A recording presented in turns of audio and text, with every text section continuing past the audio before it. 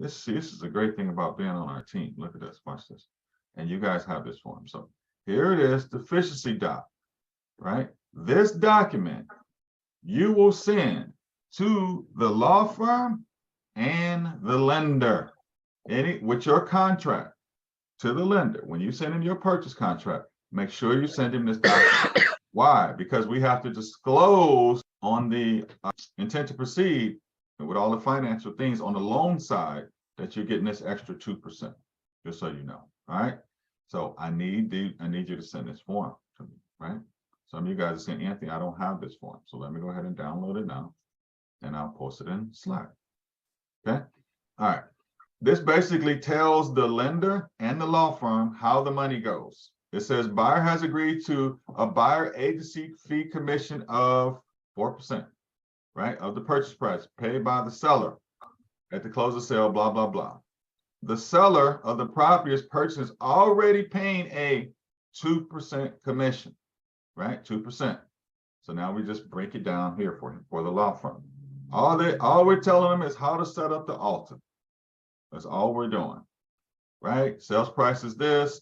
Sellers paid closing costs in that scenario was $10,000.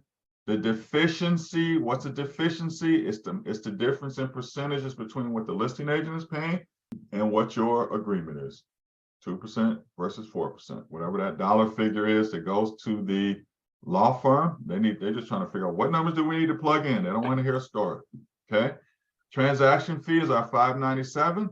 Buyer directs lender and settlement agent to reflect payment of buyer agency fee commission totaling whatever the number totals.